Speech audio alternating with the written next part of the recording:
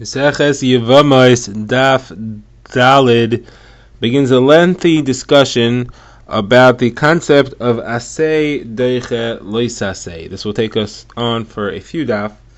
The discussion is what happens when you have two conflicting mitzvahs. You have a mitzvah asay that tells you to do something, but that same action also seemingly violates a losasay, something which you are not supposed to do. In a case like that, you have two conflicting things. What are you supposed to do? You're supposed to do the asay and ignore the leis asay, or you're supposed to not do it because of the leis asay and you'll give up on the asay. So the Gemara is going to give sources for this and discuss different types of situations, different types of asays and different types of los asays and when they apply. On the daf today, we'll primarily be looking for the source of this halacha, of what to do when you have an asay against a los asay. And that's going to come from tzitzis, which are shatnez. Tzitzis is a mitzvah to put on a cloth, a clothing article that has strings of wool tzitzis on it.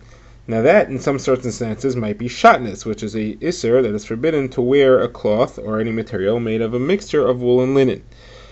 The Gemara says you're allowed to do that, and that is the source for all time that a regular mitzvah's asay against a regular mitzvah's los asay, the asay wins, and you do the mitzvah, and the Isser, the los asay, is cancelled.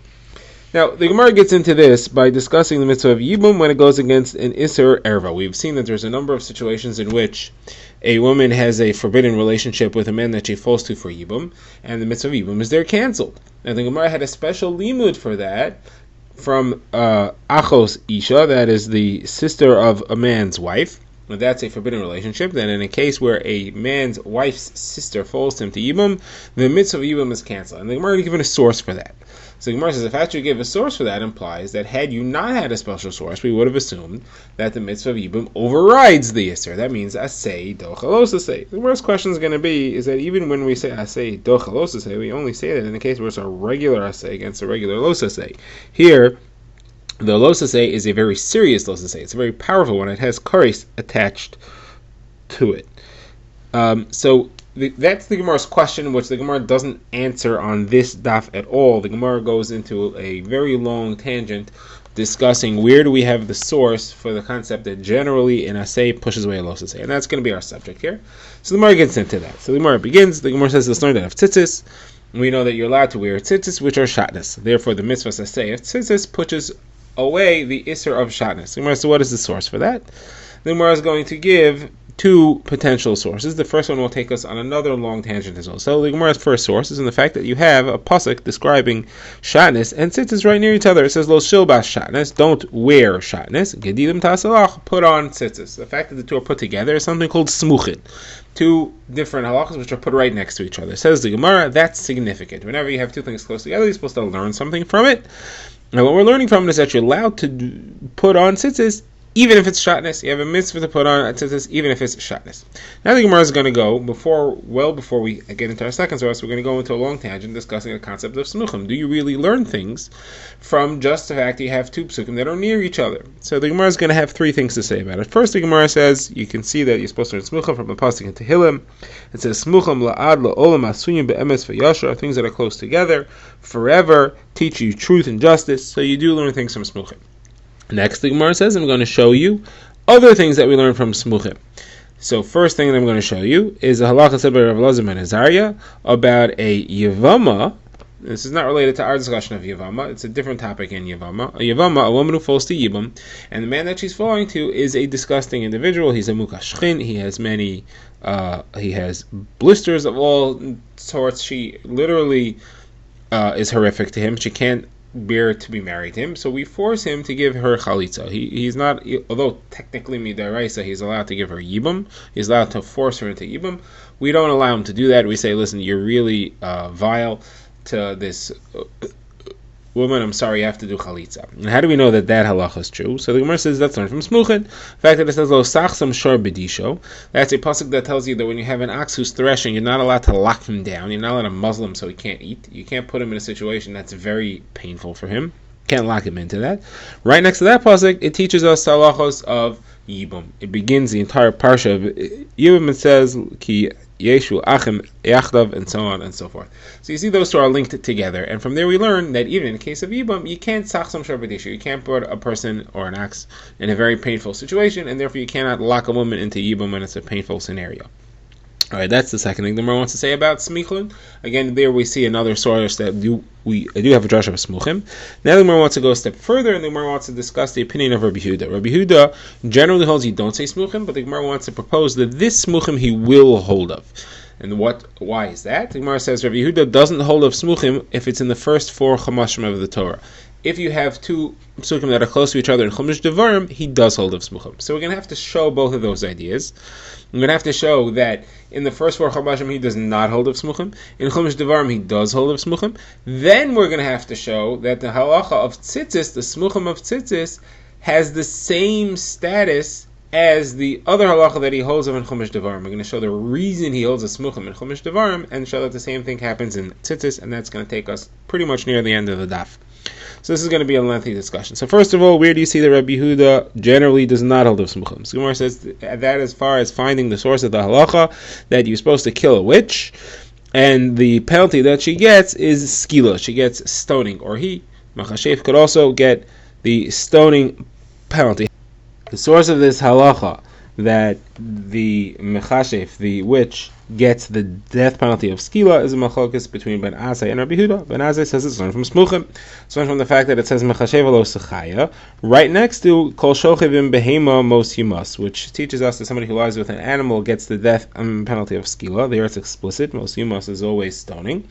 So Mechashev lo sechaya is said right near them. Smuchim, therefore you give the Mechashev the death penalty as well of skila. Says Rabbi Yehuda, that is not a valid source. I don't hold of Smuchim. You can't give the guy skila just because his pasuk is written next to somebody else's pasuk. We have a different source.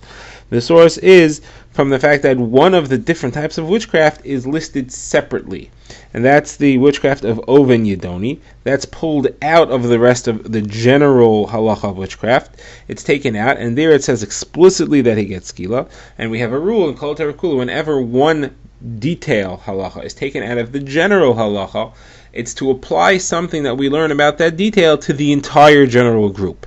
And that's what happens here. Ovi and Yedoni is taken out of all the types of witchcraft to teach you that just like Ovi Yedoni gets skila, everyone who is a witch gets skila as well. So there you see that Rabbi Yehuda generally does not hold of the concept of Smuchim. However, in Devarim he does hold of Smuchim. Where do you see that? That's about the halacha of somebody who wishes to marry a woman who was together with his father, but not through marriage. So the Gemara there has a machlokes between Rav Yehuda and the Chachamim about these types of relationships. Now, Rav Yehuda and the Chachamim both agree, of course, as the Torah says explicitly, a man is not allowed to marry his father's former wife or his son's former wife. The question is, what about somebody that his father was with out of wedlock, like his father's rape victim or seduction victim, or his son's rape victim or seduction victim? So they both agree that the victim of the son is not usher, that one is not usher to a woman who was together with his son. However, with his father, that's a machlokes between the Chachamim and Rav Yehuda. Now, the Chachamim say that it's mutter. It doesn't say anywhere that it's usher. Rav Yehuda says we do learn that it is aser, and that's from a pasuk in Devarim, of course. And it says as follows: it says Lo yikach ishes eshes aviv. That is the source that a man is not allowed to marry his father's wife. And right after that it says Lo yigala kanaf aviv. He should not reveal the person that his father was together with. It says the Gemara, says Rabbi Yehuda, that extra phrase Lo yigala kanaf aviv. What's that for? It's extra. That's to include someone else, and Rabbi Yehuda says that's to include anyone who his father was together with, even outside of marriage. Now, how do you know that? So he says that I know that that's what it's referring to because the previous pasuk said it was a pasuk talking about a rape. So you see from there the fact that these two psukim are listed together, that the lo yigala kanaf aviv is to include a rape victim, and seduction, a victim, is the same. Now, that is Rav Yehuda's source, and Rav Yehuda's there, he's bringing smuchim. So you see that Rav Yehuda does hold of smuchim, and this is all in Tvarim. So here we've established Rav Yehuda does not hold of smuchim in most of the Torah, but he does hold of smuchim in Tvarim. Before we continue, the Gemara just says, how come the Rabbanan don't hold of that? That's a good smuchim argument. The Rabbanan generally hold of smuchim. The Gemara says they hold that, yes, smuchim is a good argument, but this is not smuchim, because these two phrases are not right next to each other. Between the pasuk about rape comes before lo yikach ishes aviv, and only after that phrase do you have the phrase lo yikach knaf aviv. So the phrase lo yikach ishes aviv is stuck between these two things which you're trying to call smuchim. So it's close, but it's not literally adjacent. So it's not really smuchim. Okay, now the Gemara says, what is the reason that Rabbi Yehuda differentiates? Why does he hold of smuchim in Chumash Devarim, and does that apply to tzitzis? So the Gemara says there's two reasons. Either because this doesn't need to be here, this halacha doesn't belong here, the fact that it's put in the wrong place teaches me that you're supposed to learn something, and that's smuchim. So in the case of the father's victim, the father's rape or seduction victim, that halacha doesn't belong here. That halacha belongs in the halachas of Arayis.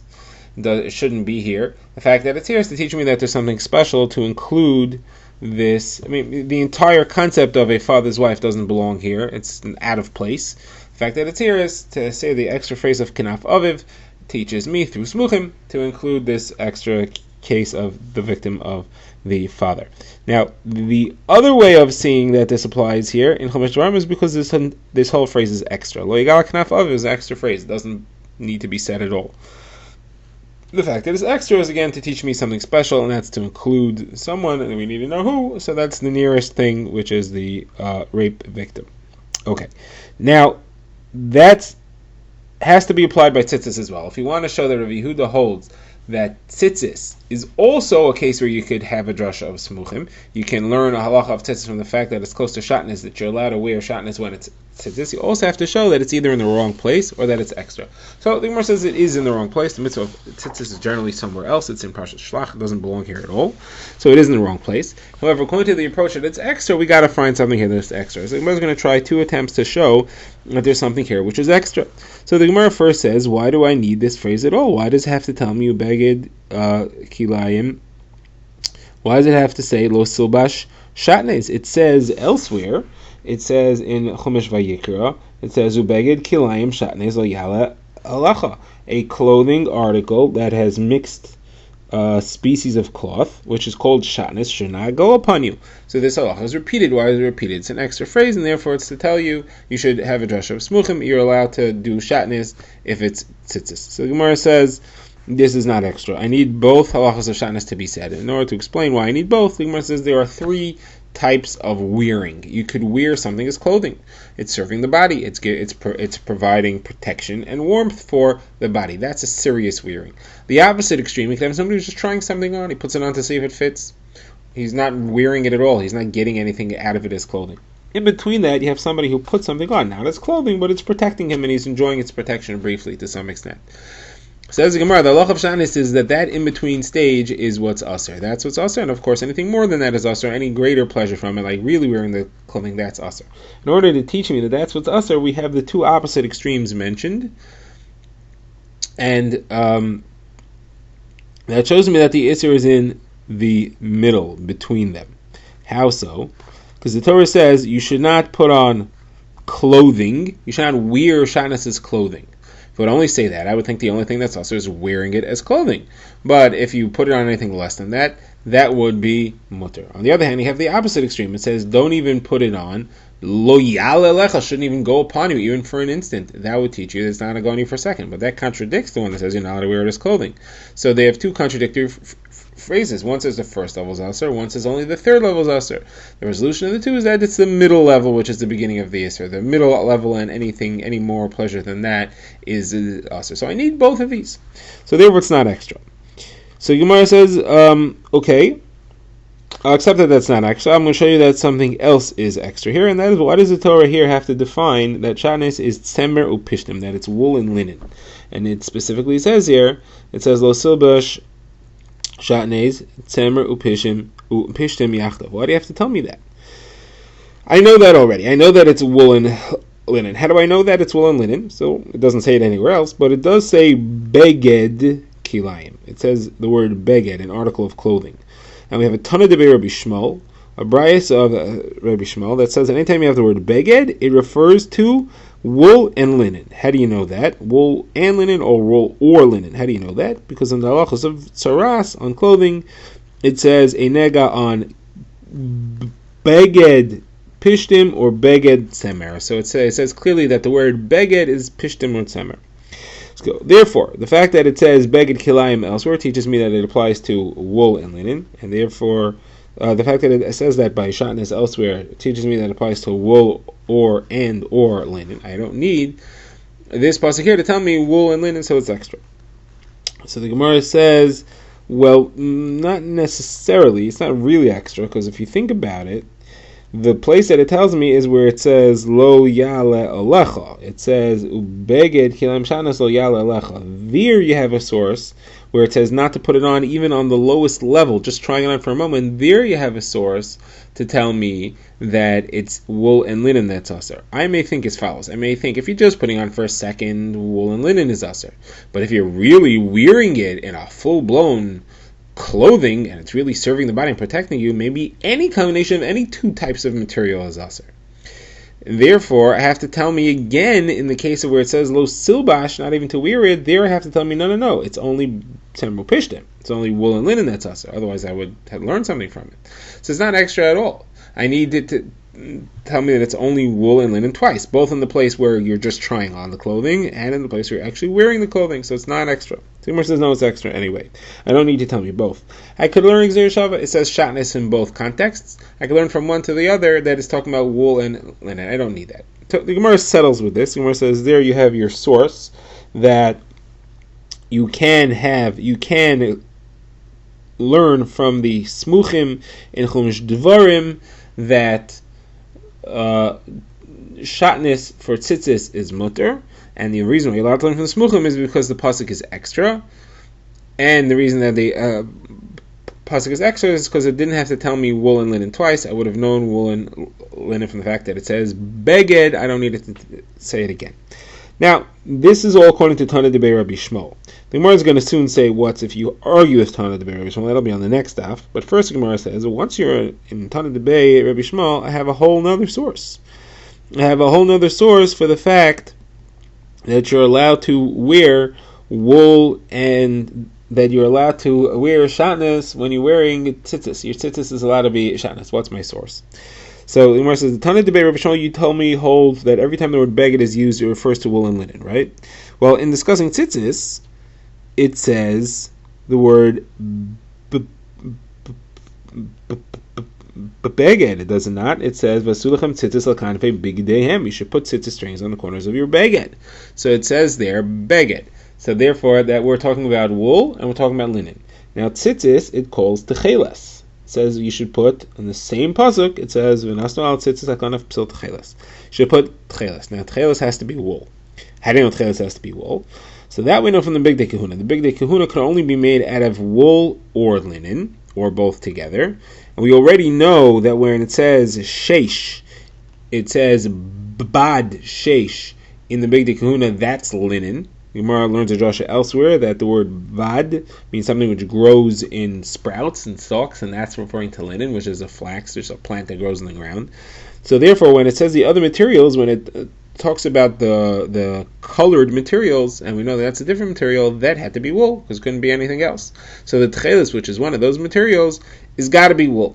Now, says the Gemara as follows. So I know that techelis is wool. I know that when the Torah says to put techelis on your beged, according to Tana Debei Rabbi Shmuel, it's talking about wool and linen.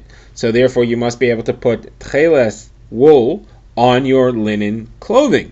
That's shatnez. And since you're allowed to do it, to make tzitzis, obviously you're allowed to wear shatnez when it's tzitzis. So why do I need this entire source that you're telling me with the smuchim and all that? I have a much different source. I have this source. The Gemara says, no, that's not a good source.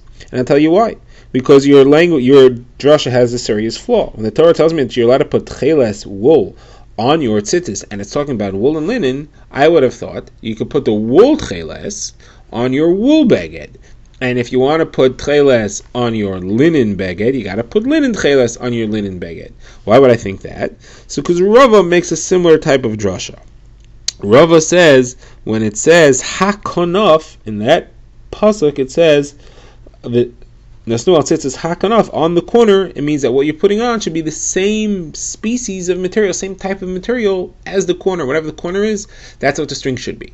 And therefore, just like you should put wool on wool beged, you should put linen on a linen beged, and that's what it means. And therefore, you have no source over here at all that you could put a wool string on a linen beged. There's no source for that altogether. Now, what was Rava's drasha in full? So Rava was really trying to say something else. Rava was bothered by what are you supposed to use for the tcheles, for the strings. On the one hand, it says hakonof, which means you're supposed to use the same thing that the corner, that the cloth is made out of. On the other hand, it says temeru pishtim, which means you have to use only wool and linen. So, which is it? Whatever the cloth is made out of, even, I don't know, polyester, leather, whatever, or is it only wool and linen? So therefore, Rava said that the answer is as follows. Wool and linen you can put on any cloth. Other than that, you have to put the material that the thing is made out of itself. Now, what we want from Rava is only this detail, that we have a drasha from the word hakonof, that it's the material of the cloth itself.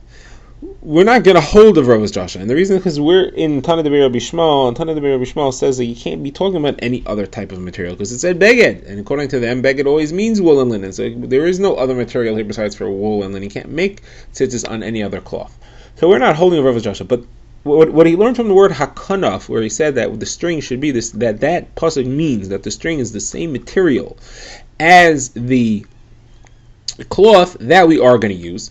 Therefore, we will have no proof from the fact that you're putting wool strings on your tzitzis, that you're putting shatnez, you're putting wool on linen. It could be that the wool's going on the wool and the linen's going on that linen. Therefore, we have no other source, and therefore it's good that in Tana de Rabbi Shmuel we're going to use the smuchim that we used before and nothing else.